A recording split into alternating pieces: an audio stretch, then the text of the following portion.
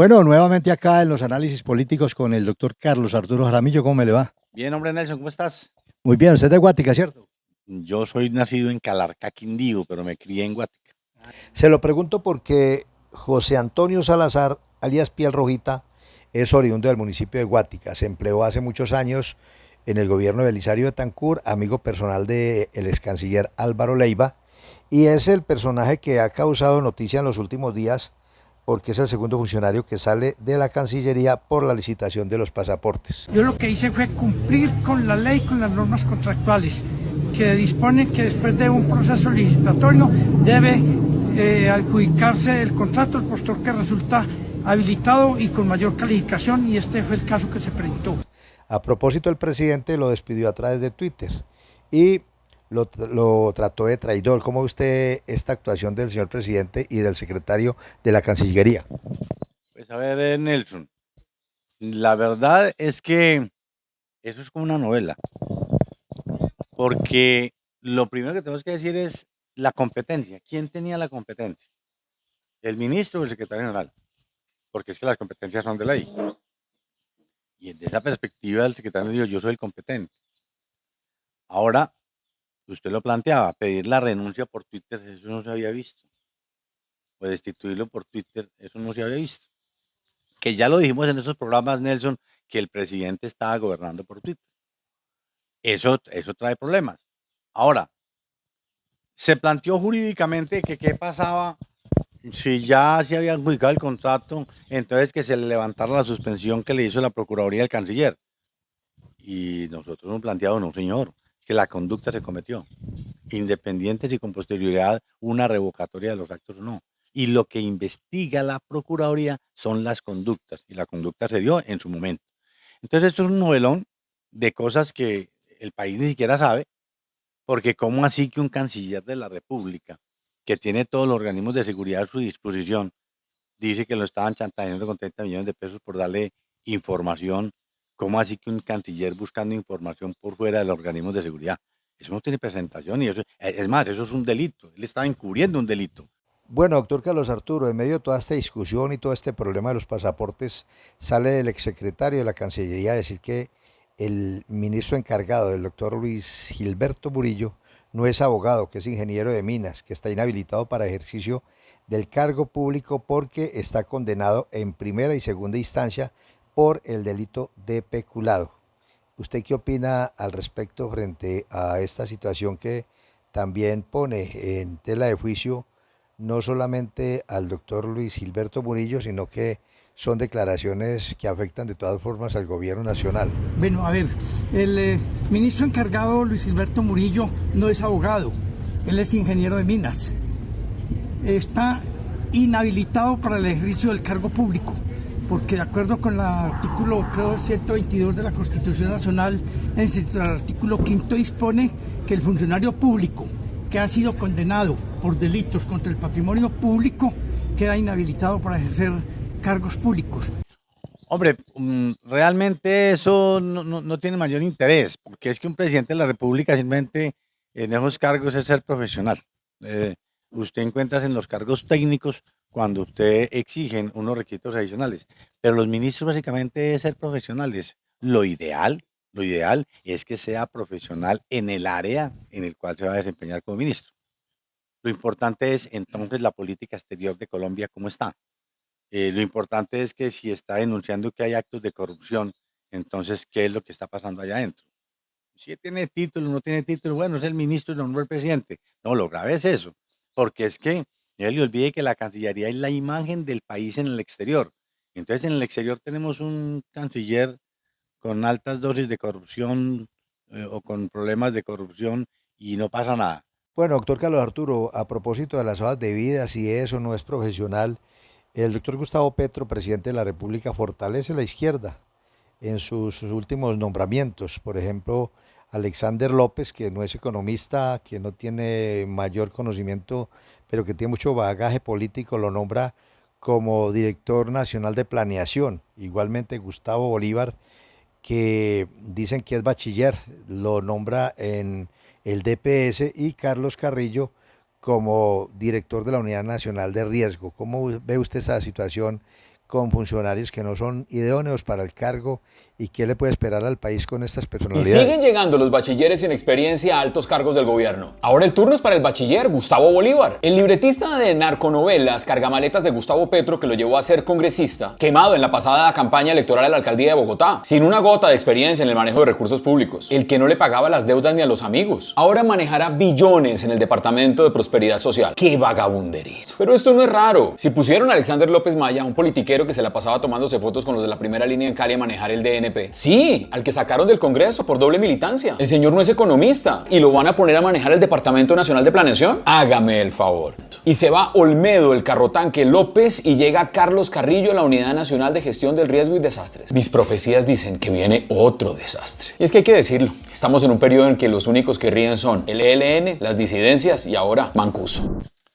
Hombre Nelson, la lectura que yo le hago a eso es que muchos de los que ganaron con el pacto histórico se creyeron petricos chiquitos. Entonces ellos van es por el poder. Y si desde el Congreso no tenían el espacio del poder, prefieren renunciar para irse a un espacio de poder como puede ser la alcaldía de Bogotá, que por eso se presentó, que lo derrotaron y ahorita dice yo me voy por el ministerio, porque ahí sí ejerce poder. En el Congreso es un colectivo, son bancadas y digamos que los destellos individuales son muy poquitos. Entonces simplemente no, ellos van es por el poder y por el control del poder. Y desde esa perspectiva le importa muy pepino ganarse no 40, sino 30, porque ellos tienen esa otra visión de cómo manejar el país.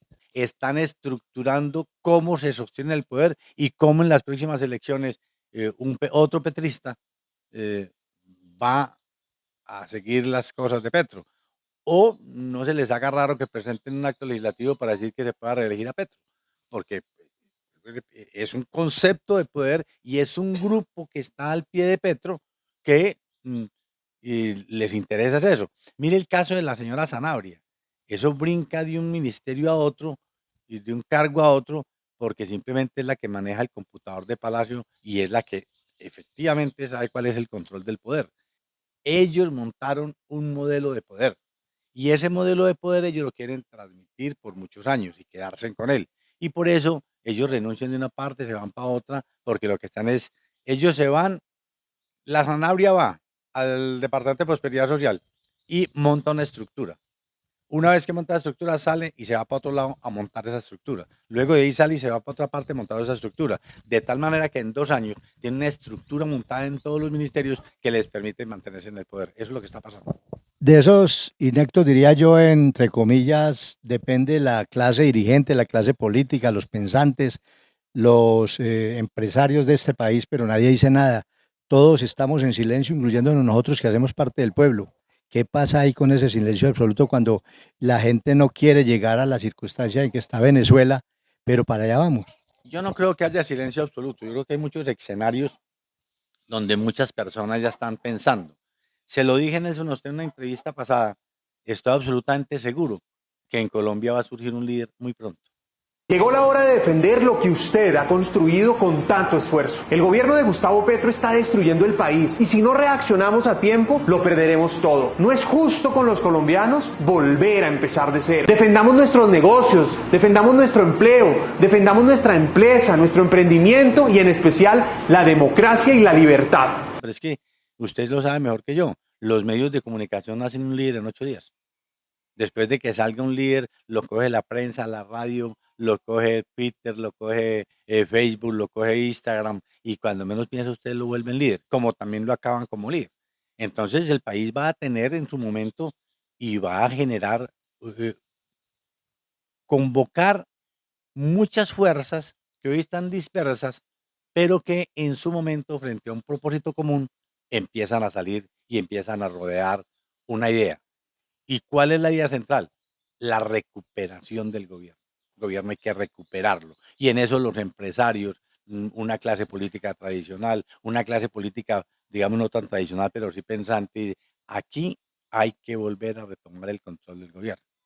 Entonces, esperemos que ese líder salga y esperemos que mucha gente sensata en su momento, mire, las elecciones pasadas que demostraron que esa gente sensata salió y se ganó en Barranquilla, se ganó en Medellín, se ganó en Cali, se ganó en Pereira, se ganó en Manizales. Entonces empezó a haber como una nueva oleada sin necesidad de mucha laraca. Simplemente en su momento las personas salen y hacen la tarea que les corresponde. Y ese sí puede ser un obstáculo para el presidente, esos alcaldes que están formando un liderazgo importante, incluso están sacando la cara por la seguridad del país, lo que no hace el gobierno, lo están haciendo ellos, están combatiendo la delincuencia, empezando por Pereira, Medellín, Cali, Bogotá y otras ciudades importantes del país. Yo le dije a usted también, Nelson, y ya se está corroborando, la única forma de controvertir la bolsa que tiene Petro, que es de 452 billones de pesos que él está dirigiendo, es con los presupuestos regionales. Solamente en la medida en que presupuestos tan grandes como el de Antioquia, como el de Barranquilla, como las ciudades intermedias capitales, esos presupuestos no están en manos del petrismo, sino que están en manos de otros actores, pueden contrarrestar lo que Petro. Mire este fenómeno que ya se descubrió. Él sale, él sale a los medios a decir que regañó a los ministros por la baja ejecución presupuestal del año 2023 y que qué es lo que pasaba. Pura carreta. Simplemente la instrucción es no ejecuten para recoger el dinero, eso va a recursos del balance y los recursos del balance no tienen destinación específica. Entonces él puede hacer lo que quiera una vez dicte el decreto de liquidación de propuesto. Entonces todo lo que no hicieron los ministros, esa plata la tiene que recoger y como ya no tiene destinación de nada, él la puede destinar a lo que quiera. Yo espero que nos digan muy pronto, se le acaba el plazo, creo que el 30 de marzo, que dicte el decreto de liquidación de presupuesto para saber efectivamente cuánta plata le quedó y que él la va a dirigir a quien él quiera, porque no tiene ningún obstáculo legal para hacerlo, porque usted al principio tiene un presupuesto que le fijó el Congreso, entonces usted tiene que ejecutarlo conforme dice la ley de presupuesto, pero cuando no se ejecuta, viene a recursos del balance, se dicta el decreto de liquidación de presupuesto y esos dineros que está recogiendo de todos los ministerios da una billonada de plata, pero que no tiene ninguna destinación y el presidente pues la utiliza para lo que él quiera. Bueno, muchos actos de corrupción se han ventilado en este gobierno y es algo insólito porque de eso se trataba el discurso de Petro cuando estaba de candidato, de combatir la corrupción, y muchos de los funcionarios se han visto implicados en estos casos tan delicados como el caso de María Isabel Urrutia, que fue ministra de Deporte, las chuzadas de Laura Sanabria y el ex senador Armando Benedetti, que hoy goza de privilegio en el exterior, Nicolás Petro, con muchos implicados al interior del gobierno de su señor padre Gustavo Petro, el caso de Álvaro Leiva, canciller, con el tema de los pasaportes. Los cambios en los ministerios han sido muchos. Y ahora el caso de los carrotanques, que viene siendo ventilado por el senador J.P. Hernández. Todo el país está sorprendido con el tremendo escándalo de los 40 carrotanques que compró la UNGRD con un sobrecosto multimillonario. Pero hoy vengo a contarles que no solamente fueron esos 40, que la cifra puede superar los 100 y que aquí tenemos el comprobante del movimiento de la compra de activos de otros 35 carrotanques de una dimensión menor que al parecer compraron también con un sobrecosto multimillonario. No, por eso te digo, hay un modelo de gobierno y por eso está interesado en que le nombren fiscal, ahorita va porque le nombren procurador, a tratar de montar contralor, para poder que esos actos de corrupción se los tapen. Ese es su interés, de que esos organismos de control queden en manos de él, para que no tenga tener obstáculos. Pero la corrupción de este gobierno es todos los días, hay una situación diferente y todos los días vemos que va a haber y va a haber más escándalos. Espere que empiece la campaña electoral, Nelson, para que empiece a ver usted plata por todos los lados, para que usted vea cómo van a sacar la tula. En esos días nos encontramos y hablamos del tema. Un periodista de izquierda hace unas denuncias y no sé si fue a través de una acción de tutela que hay un impedimento para 7 magistrados que no pueden tomar parte en la elección de la fiscal. ¿Qué sucede ahí? Nelson, nada menos el jueves en la noche tuve una reunión con unos amigos en Bogotá y resulta que en Colombia hay una norma que dice que en los procesos electorales, cuando gana el voto en blanco, hay que repetir la elección con personas distintas de las que estaban en su momento. Pues resulta que la elección de fiscal es un acto electoral. Y es un acto electoral porque tienen que votar los 27 magistrados. Y entonces tiene que tener la mayoría que exige la Constitución. Tanto es así que la elección de un fiscal se demanda ante el Consejo de Estado si hay problemas de nulidad con su elección.